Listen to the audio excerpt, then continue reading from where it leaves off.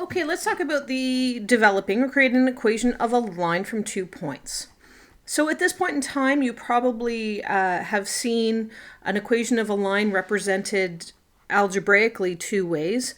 The first way that most of you have seen right now, it's slope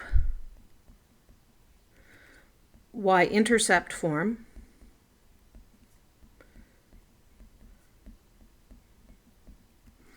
And that's the one that looks like this.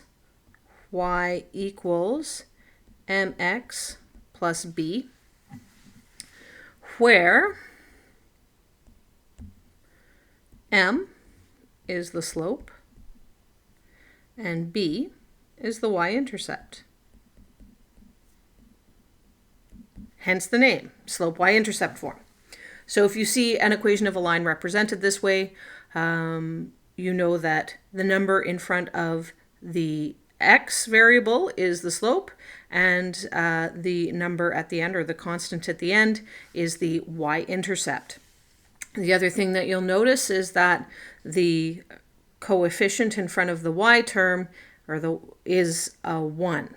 So if there is a number in front of the y other than 1, then it is not in slope y-intercept form. The other form that you probably have seen is standard form.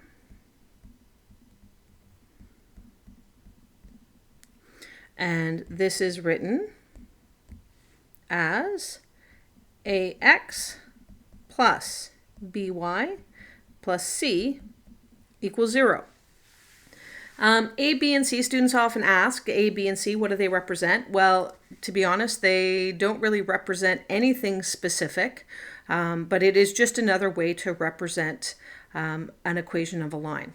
So sometimes you have it, so you see it in this format here, but you really can't do it or get as much information from it, so then you will have to change it to this form here, to slope y-intercept form. So the next thing that we're going to do is just go through an example. So now we are going to go through an example. So determine the equation of the line that passes through the points G, 1, -6, and H, 5, 2. So the two things we will need to determine the equation is that we will need the slope and the y-intercept.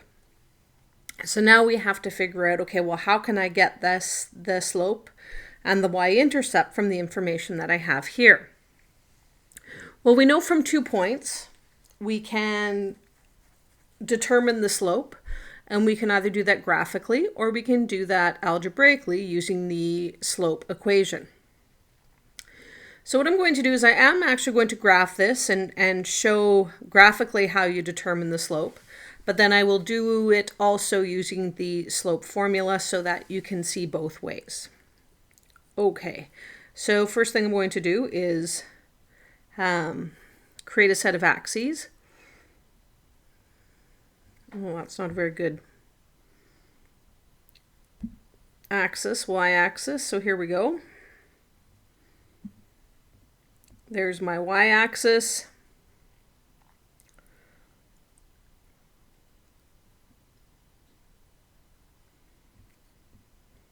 There's my x-axis, and as per usual, each square represents 1 unit. So I'm going to put my scale on here. All right, so we have the point 1, -6. So 1, -6, and this is G.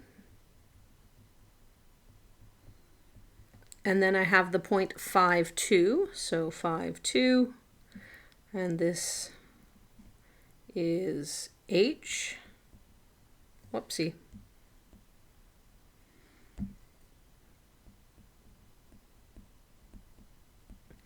And I will attempt to create as straight a line as possible to connect them. All right, so there's my line segment. So now what I'm going to do is figure out what the rise and what the run are for this particular line segment, so we can calculate the slope. So let's use green for that. So I always work left to right. And so in this situation, I will start from point G, and I will draw a line to represent my run. And then I will also draw a line to represent my rise. Okay, so now I actually have to do the calculation. So if I'm counting here for my run, I'm going from left to right. So I go 1, 2, 3, 4. So this means that my run is equal to 4. And then I have to go up to my next point. So then I go 1, 2, 3, 4, 5, 6, 7, 8. So my rise is equal to 8 units. So if I want to calculate the slope is rise over run, which is 8 over 4, which is equal to 2. So my slope is 2. Now if I was going to calculate the slope using the slope formula, it's essentially the same thing.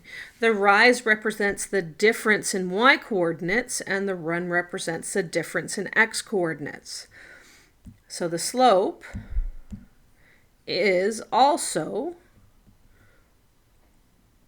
y2 minus y1, all divided by x2 minus x1.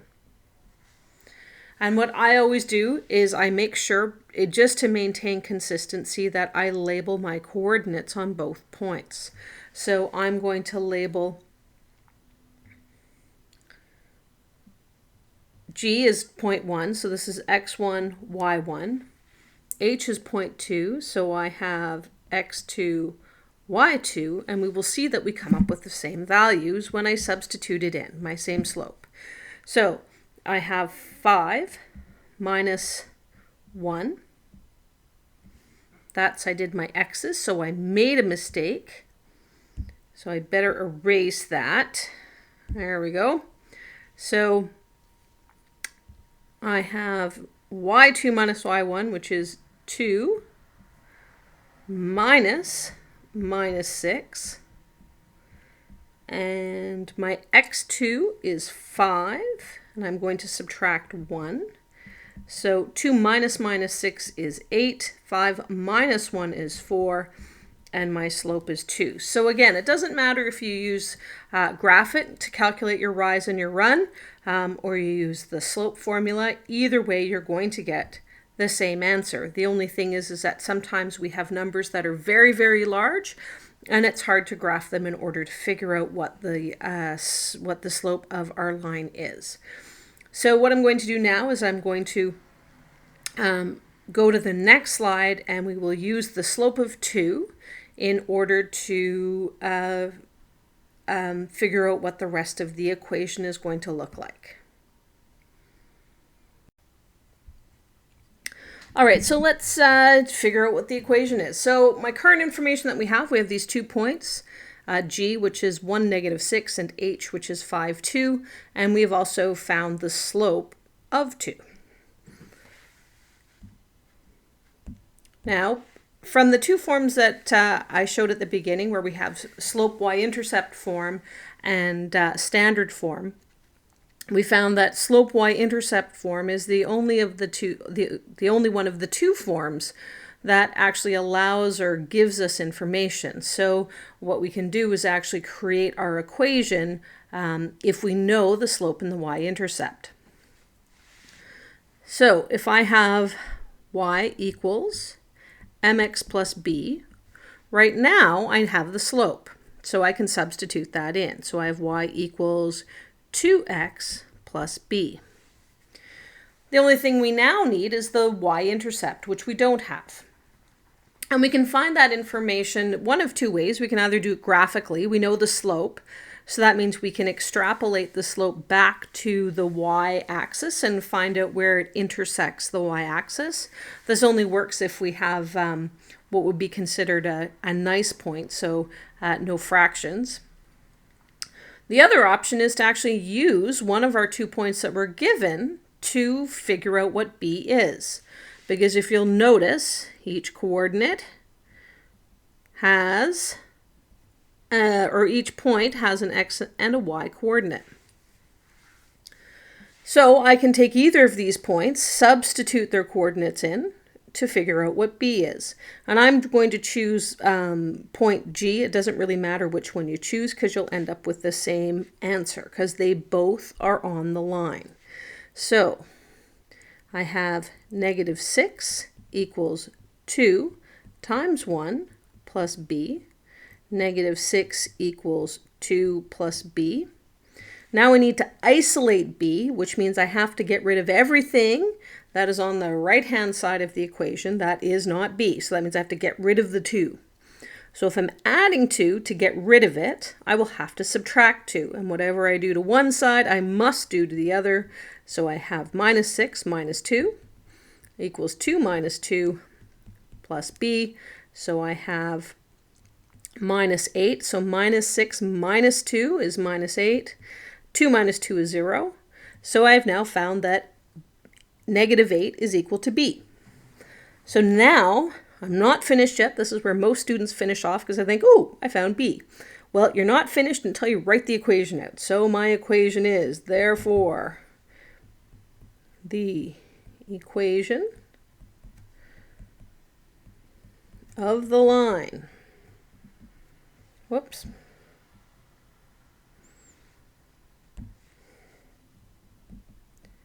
passing through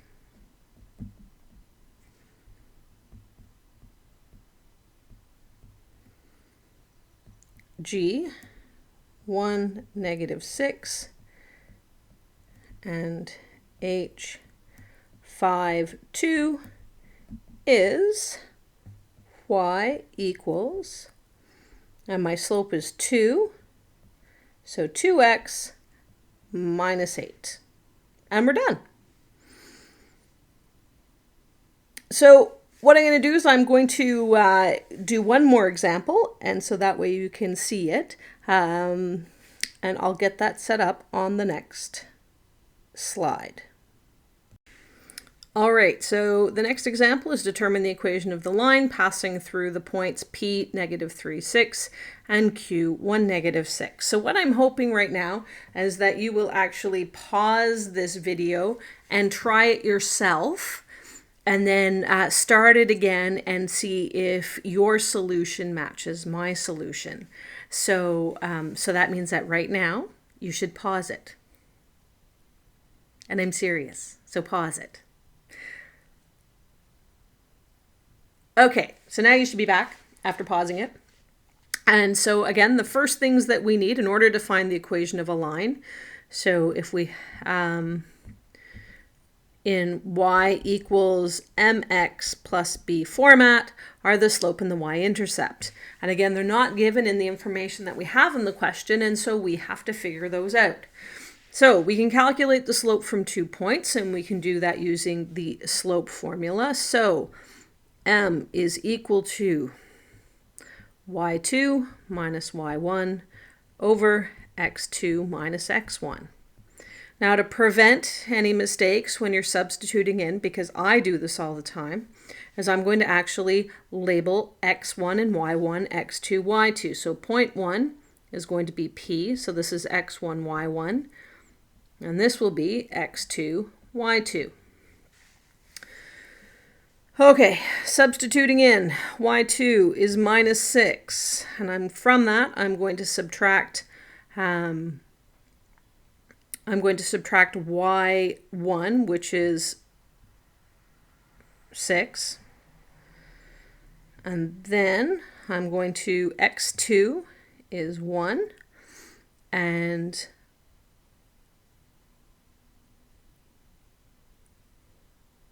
y1 sorry, x2 is 1 and x1 is minus 3.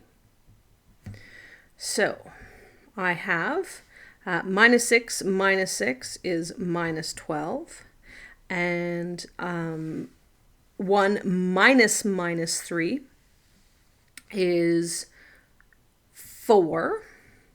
So I have a slope of negative 3. All right, so we figured out what the slope is. Now we have to determine the y-intercept, and how we're going to do that again is by choosing one of our points, and it doesn't really matter which one we choose, to determine what the y-intercept is. So I'm going to choose point P. So we have y equals mx plus b, and I'm going to choose again point P to substitute, and it's got an x and it's got a y, and we're going to use that in our equation. I'm going to take the negative 3 and I'm going to substitute that in here. I'm going to take the 6 and I'm going to substitute that in here. And I'm going to take my m and I'm going to substitute that in here. And so then we have an equation with one unknown, and we can solve. Alrighty, so y, which is 6, m, which is negative 3, x, which is negative 3, plus b. So I have 6 equals 9 plus b. Now I have to isolate b, which means I have to get rid of it or remove it from the right-hand side. So because it's adding 9, to get rid of it, I will have to subtract 9, and I will have to do that from both sides. So 6 minus 9 equals 9 minus 9. So I have minus 3 equals b. So we know that b equals minus 3. So again, I'm not finished yet because I actually haven't written out the equation. So therefore, the equation is y equals, wasn't that interesting? Minus 3x minus 3. So my slope, not only is my slope minus 3, but my y-intercept is also minus 3. So I hope this has been helpful to you, and good luck on the rest of your determining equations of lines from 2 points.